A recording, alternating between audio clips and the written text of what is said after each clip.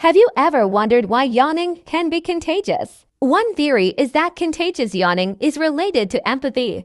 When we see someone else yawn, it activates a neural mechanism called mirror neurons, which simulate the action in our own brains. This triggers the same feeling of tiredness or boredom that the other person is experiencing, making us want to yawn too.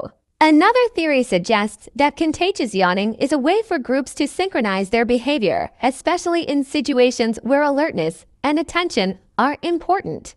Interestingly, not everyone is susceptible to contagious yawning. Children under 4, people with autism, and some animals like dogs and chimpanzees are less likely to catch yawns from others. Thanks for watching, and be sure to subscribe for more videos like this.